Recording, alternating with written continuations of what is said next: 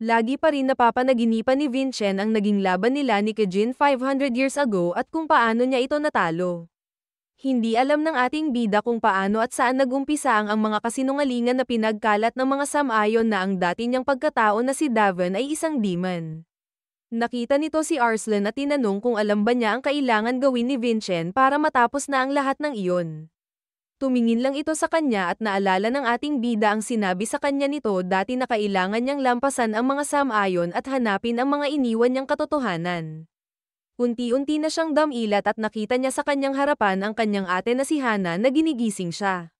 Mabilis itong bumangon at sinabi sa kanya ng babae na ginaising siya nito ng mas maaga dahil kailangan na nilang maghanda sa espesyal na araw na iyon. Inisip ni Vincent na hindi siya pwedeng mawala sa focus dahil lang sa isang panaginip dahil ang araw na iyon ang umpisa ng Hydes Assembly. Kinagabihan bago ang araw na iyon ay makikita natin na puno ng ilaw ang Derzona dahil ito ang Eve of the Hydes Assembly. Ginugunita ng selebrasyong iyon ang ika-200 taon mula nung nadiskubre ang Helheim Territory. Bigla namang napansin ng mga tao ang dumating at sinabi na ang kapal ng kanilang mukha dahil pumunta sila doon matapos nilang patayin ang kanilang young master. Ang tinutukoy nila ay ang patriarch ng Adenka family at ang kanyang asawa na si Lady Versa. Hindi naman nakapagsalita agad ang patriarch ng Helheim at napalingon na lang ng masama kay Vincent dahil iyon daw pala ang kanyang pinaplano. Napalingon din sa kanya si Hana at inisip kung ano ang sinabi nito sa kanilang mga magulang para mapapanta niya ito agad. Lumapit si Versa sa kanyang tatay para yumuko at magbigay galang sa patriarch ng kanilang pamilya. Hindi naman natuwa doon ang patriarch at sinabing hindi na daw sana siya nagpunta doon kung meron pa siyang natitirang kahihiyan. Kalmado lang nitong sinabi na alam naman niya na namatay ang kanyang kapatid sa sarili niyang mga kamay. Hindi alam ng kanyang tatay ang sasabihin dahil sa galit at tinanong na lang kung pinaplano ba niyang sakupin ang Helheim family kaya siya pumunta doon. Sinabi naman ni Versa na hindi siya kagaya ng kanyang kapatid na kayang gumawa ng masama para lang makuha ang Helheim family. Napasigaw doon ang kanyang tatay at sinabi na hindi na niya hahayaang bastyusan pa ni Versa ang pangalan ng kanyang pumanaw na kapatid. Hindi na sumagot doon ang babae at dumiretso na papunta kay Vincent at pinaalala ang kanyang misyon na sumali sa Hydes Assembly. Lumapit din ito kay Hana at nanghingi ng tawad dahil hindi daw siya nito naprotektahan laban sa kanyang lolo. Pero binulong nito sa kanya na simula ngayon ay mag-iiba na ang lahat dahil pumunta siya sa lugar na iyon para baguhin ang lahat. Pinaliwanag ni Julian sa ating bida ang rules ng Hydes Assembly at sinabing maglalaban-laban lang ang mga kasali doon sa isang stage na parang Battle Royale. Ganun lang daw ito kasimple at ang huling matitira sa mga kalahok ang siyang mananalo.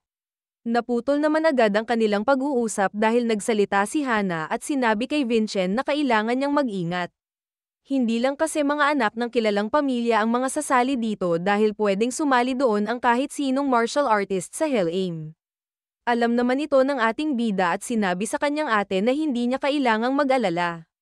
Biglang napalingon si Vincent sa kanyang gilid dahil narinig niya ang malakas na sigaw ng kanyang pangalan.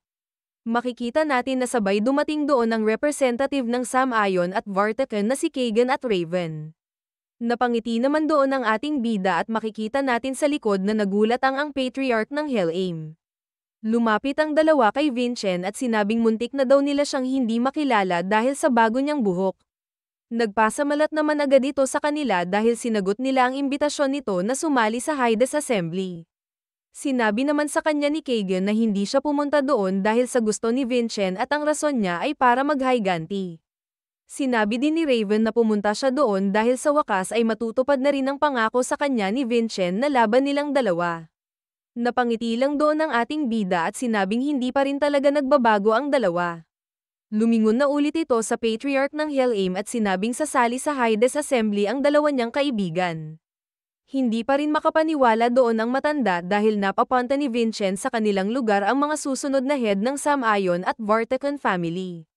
Pagkalapit sa kanila ng tatay ni Vincent ay biglang sinabi ni Raven na hinding-hindi sila magkamukha ng kanyang tatay. Nakilala naman agad ng patriarch ng Adenka si Raven na anak ni Pontianis dahil parehas na parehas daw ang kanilang ugali. Nung tinanong ni Raven kung paano nito nakilala ang kanyang tatay ay sinabi ni Khan na matagal na silang magkakilala ng kanyang tatay at ng nanay ni Kagan na si Valkia. Masaya namang sinabi ni Raven na nandoon ang kanyang tatay at bigla na lang may tumalon ng mataas. Tinanong nito ang patriarch ng Adenka kung gaano na ba sila katagal hindi nagkita at mukhang tumanda na daw ang kanyang itsura. Hindi naman makapaniwala doon si Vincent at Julian dahil pumunta din doon ang patriarch ng Vartecan family.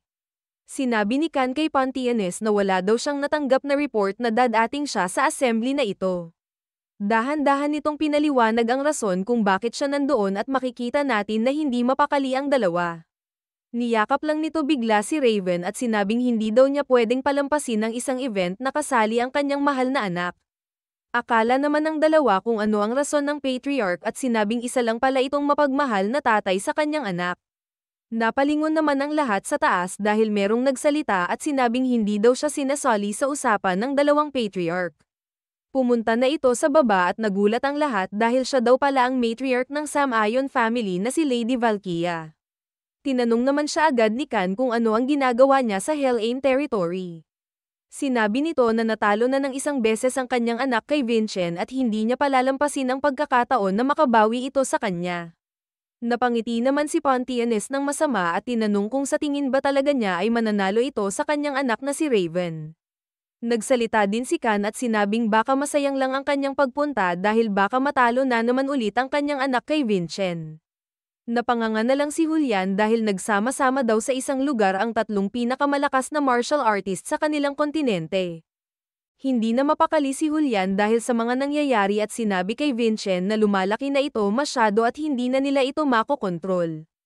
Alam naman ito ng ating bida pero napatingin ito kay Garfonzo at sinabing ganon din naman nararamdaman ng matanda. Hindi alam ng patriarch ng Helheim kung ano ang nangyayari at kung bakit nasa kanyang lugar ang mga iyon. Inisip nito na kailangan niya agad mapaalis doon ang tatlo sa lalong madaling panahon. Dahil pag naisipan nila na doon maglaban ay magiging isang war zone ang Helheim territory. Lumapit ito agad sa tatlong head at binati sila ng maayos. Nanghingi ito ng tawad at sinabing hindi daw sila pwedeng manuluyan sa Derzona sa ngayon at papadalhan na lang daw sila nito ng formal na imbitasyon sa mga susunod na araw. Hindi naman natuwa doon si Pontianes at tinanong kung pinapaalis ba talaga siya nito sa harap ng kanyang anak. Naiinis ding nagsalita si Valkia at tinanong kung seryoso ba siya na pinaalis ang Sam-Ayon family. Inisip ni Garfonzo na wala na talaga siyang magagawa sa mga iyon at hahayaan na lang niya ang mga ito sa kanilang lugar. Pagkabalik sa kanyang opisina ay makikita natin na galit ang patriarch dahil sa mga ginawa ni Vincent. Punong-puno ng turista ang Helheim dahil sa kanyang ginawa at hindi na daw ito makontrol ni Garfonzo. Hindi na niya alam kung ilan ang mga nakapasok sa Derzona na galing sa Revolutionary o kaya galing sa mga Adenka. Tinanong ng patriarch kung kamusta na ang galaw ng Revolutionary Army at sinabi sa kanya ng kanyang butler na planado ang lahat ng kanilang galaw. Akala daw niya ay mawawasak na ito nung pinatay nila si Laurent pero parang lalo pa daw silang naging matibay. Nabalitaan din daw nito na sumali sa kanila ang mga galing sa Maelstrom na napahamak dahil sa kanyang anak. Nagulat si Garfonzo sa mga balita ng butler at inisip na pwedeng ding sumali si Vincent sa Revolutionary Army para magawa nito ang kanyang mga plano. Inisip ng matanda kung wala na ba talaga siyang natitirang paraan kundi ang manghingi ng tulong sa Nightmare. Napasigaw naman ang butler at sinabing hindi ito magandang ideya dahil masyado silang delikado. Sinabi naman ng patriarch na si Vincent ang sanhi ng kanyang mga problema kaya gagawin niya ang lahat para mawala na ito ng tuluyan. Bumalik na ang storya sa ating bida at makikita natin na dumating na din doon ang mga galing sa fortress at hindi sila makapaniwala sa bagong itsura ni Vincent. Agad namang sinabi ni Selbyra na bagay sa kanya ang bago niyang gupit at nagpasalamat naman doon ang ating bida. Tinanong nila kung bakit bigla niyang binago ang kanyang itsura at sinabi ni Hana na siya ang naggupit ng kanyang buhok. Hindi naman makapaniwala ang headmaster at si Vargan na siya ang gumawa nito dahil alam nila ang sobrang lamig niyang ugali. Habang nag-uusap ang iba ay dahan-daang lumapit si Selbyra kay Vincent. Sinabi nito na kasalukayang may festival sa Helheim at bago pa lang niya matanong kung gusto niyang maglibot kasama siya ay bigla na lang may malakas na boses na tumawag sa ating bida. Inakbayan siya ni Raven at niyaya niya ito para kumain dahil marami daw siyang nakitang masarap na pagkain sa lugar na iyon. Hindi na nakapagsalita si Selbyra dahil pumayag na rin si Vincent sa gusto ni Raven dahil meron din kasi siyang kailangan sabihin dito. Tinanong ni Hannah si Vargon kung lahat ba ng galing sa fortress na pupunta ay nandoon na sa Helheim at sinabi nito na nandoon na ang karamihan. Nangyari daw ang kanilang pinaplano na pagsamasamahin ang tatlong susunod na head ng mga pinakamalakas na pamilya sa Derzona kaya hindi na lang isang tradisyon ang mangyayaring Hydes Assembly kundi magiging labanan ito ng tatlong great family. Meron din daw siyang mga nakita na galing sa Gaia Temple at meron ding mga reporters na galing sa iba't ibang lugar. Natigil bigla ang sinasabi ni Vargon dahil merong portal na lumabas sa kanyang likod at sinabi nito na nandoon din daw sila. Ito ay si Helios at siya ang master ng 6th Magic Tower at binati nito si Vargon at sinabing matagal na daw silang hindi nagkikita. Alam daw ng matanda na hindi ito magugustuhan ni Vargon pero kailangan niya ulit itong itanong sa kanya. Kung maaari daw ay punan niya ang papel bilang Vice Master ng kanilang tower na galing sa kanyang pumanaw na kapatid. Lumipat bigla ang storya kila Raven at tinanong nito si Vincent at Kagan kung bakit hindi sila kumakain. Inisip ng dalawa na napilit lang sila ni Raven pumunta doon at alam nila na hindi lang ito basta-bastang kainan. Habang masayang kumakan ay tinanong ni Pontianes kung ilang taon na ba nung huli silang umupo ng sama-sama at sinabi ni Khan na halos 10 taon na daw. Ngumiti naman ang Patriarch ng Vartacan at sinabing dahil maganda ang mood ng lahat ng nandoon ay bakit hindi sila maglaban tatlo. Sinabi ni Khan na gusto din sana niya itong gawin pero kailangan muna nilang ipagpaliban ito sa ngayon. Tinuro nito ang tatlo nilang anak at sinabing sila ang mga bida sa araw na ito kaya wag na nilang agawin ito sa kanila. Sinabi ni Julian na buti naman daw ay hindi sila naglaban-laban at mukhang close talaga silang tatlo. Nagulat ito nung sinabi sa kanya ng ating bida na hindi daw ganun ang tingin niya. Ang kagustuhang manalo ay nasa lahat ng martial artist at pag mas malakas ka ay mas malakas din ang ganong pakiramdam. Masama daw ang kanyang pakiramdam sa tatlo kaya mas mabuti na hindi na nila patagilan ang usapang iyon. Napansin din ito ni Kagan dahil sobrang bigat daw ng paligid at kailangan niyang kumalma dahil kahit paglunok ng pagkain ay nahihirapan siya. Kailangan nilang isiping mabuti ang lahat ng kanilang sasabihin at gagawin sa harap ng kanilang mga magulang. Bigla namang nagtaas ng kamay si Raven at sinabi sa kanyang tatay na meron siyang tanong para sa kanilang lahat. Alam naman daw niya na malakas ang kanyang tatay pero sino daw sa kanilang tatlo ang mananalo pag naglaban-laban sila ngayon? Nagulat doon si Vincent, Kagan, at Julian at inisip nila na yari na silang lahat. Napatayo naman bigla ang tatlong head sa kanilang mga upuan at sinabing gusto din nila itong malaman. Lumipat ulit saglit ang storya kila Herka at hindi ito makapaniwala sa sinabi ng master ng Magic Tower na gusto nilang gawing Vice Master si Vargon. Sinabi din niya mismo sa matanda na alam naman siguro nito ang nararamdaman niya tungkol sa mga Magic Tower. Nagulat si Vargon nung tinanong sa kanya ng master na hindi ba't idol niya ang kanyang ate na si Lady Varnelli. Isa siyang napakatalentadong mage na hindi sasayangin ng pagkakataon na maging isang Vice Master. Alam din daw nito na narating ni Vargon ang realm ng 5th Circle kahit na mahirap ang kanyang naging buhay kaya alam daw ng matanda na talentado din siya kagaya ng kanyang ate. Seryoso nitong sinabi na may mga bagong tatahakin ang kanilang tower at kakailanganin nila si Vargon para doon. Agad naman pumagitna sa kanila ang headmaster at sinabi nito na hindi niya papayag ang kunin lang nila basta sa kanya si Vargon. Hindi naman ito pinansin ng matanda at tinanong lang ang lalaki kung hindi ba niya gustong kunin ang posisyon na matagal nang ninanais ng kanyang ate. Bumalik na muna kila Vincent ang storya at makikita natin na hindi mapakali ang tatlong bata dahil sa lakas ng aura ng kanilang mga magulang. Habang naghihintay kung ano ang mangyayari ay bigla na lang may naramdaman ang ating bida. Makalipas ang ilan pang sandali ay nagtawanan ng mga matatanda at nagtaka lang doon ang kanilang mga anak. Sinabi ni Valkia na kung naglaban-laban sila ng seryoso ay hindi siya matatalo pero sinabi din agad ni Khan na hindi din naman siya mananalo. Sinabi ni Pontianes na ang lakas ng isang martial artist ay para pamrotekta at dahil head na sila ng kanilang mga pamilya ay irresponsible na para sa kanila kung mag-aaway na lang sila bigla. Napakamot na lang si Valkia at sinabing ginawa na sana nila iyon nung mga bata pa sila at wala pang nalalaman. Bigla itong tumingin kay Khan at sinabing kailangan nilang malaman kung sino talaga ang mas malakas sa kanila balang araw dahil hindi siya papayag na lagi na lang silang tabla. Sinabi naman sa kanya ni Khan na wag siyang mag-alala dahil gusto din niya itong malaman. Wala na daw mas magandang pangpakiramdam para sa mga martial artist kesa sa makalaban ang kanilang matagal ng karibal. At ang pinakamagandang katapusan para sa kanila ay ang mawala sa kamay mismo ng isa't isa. Biglang lumapit kay Raven ang kanyang tatay at tinanong kung sino sa tingin niya ang pinakamahina sa kanilang tatlo. Napaisip saglit si Raven pero agad nitong niyakap ang kanyang tatay at sinabi na ang alam lang niya ay siya ang pinakamalakas sa kanila. Tinanong naman ni Valkia si Kagan kung ano ang sa tingin niya.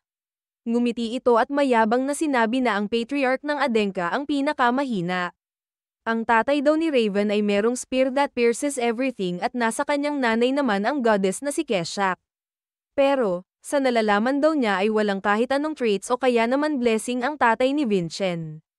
Nakangiti namang sinabi ng ating bida kay Kagan na mali siya dahil ang kanyang nanay ang pinakamahina. Nagulat ang tatlong head dahil sinabi sa kanila ni Vincent na ang aura ni Valkia daw ang pinakamahina nung nilabas nila ito kanina. Sinabi ni Raven na hindi niya ito napansin at nagreklamo naman si Kagan dahil paano naman daw niya iyon nasabi. Bigla siyang pinigil ng kanyang nanay at sinabi na tama si Vincent dahil ang dalawang patriarch ay 9-star at siya daw ay isa lamang 8-star na martial artist. Pero nilabas nito bigla ang blessing ni Keshak at sinabing dahil doon ay kapantay na niya ng lakas ang dalawa. Iyon daw ang rason kung bakit merong balanse sa kanilang tatlo at hindi nila masasabi kung sino talaga ang mananalo. Tinanong naman ni Raven at Kagan kung ibig sabihin ba nun ay kaya niyang umabot ng 10-star pag umangat na ang tunay niyang level sa 9. Pinaliwanag naman sa kanila ni Kan na namamatay ang mga tao pag naaabot nila ang 10th star. Nararamdaman daw nila na hindi na sila lumalakas pag naabot na nila ang dulo ng 9 stars dahil iyon lang ang limitasyon ng mga tao at ang lahat ng sosobra doon ay realm na ng mga gods. Pinuri naman ni Kan ang ating bida at sinabi na maganda ang kanyang nasagot. Hindi naman makapaniwala si Valkia dahil hindi daw normal sa mga martial artist ang makita ang pagkakaiba ng 8-star pataas pero nagawa iyon ni Vincent kahit na ganun pa lang ang edad niya. Alam niya na malakas ang ating bida pero kakaiba daw ito at parang merong inaalaga ang monster ang Adenka family. Nagtaas naman ulit ng kamay si Raven at sinabi sa kanyang tatay na meron pa siyang itatanong. Agad namang pinigilan ng dalawa ang bata at sinabi sa kanilang mga magulang na meron pa silang pupuntahan at mauuna na sila sa kanila. Sa isang madilim na lugar, makikita natin na nandun si Laurent at ang kanyang kapatid na si Versa. Sinabi sa kanya ng babae na natutuwa daw siya dahil hindi talaga siya patay. Sinabi naman sa kanya ng kanyang kapatid na natutuwa din siya na nagkita sila ulit pero merong mas importante doon. Pinakita nito sa kanya ang Eye of Ethnia at sinabing iyon ang makakapagpabagsak sa kanilang tatay.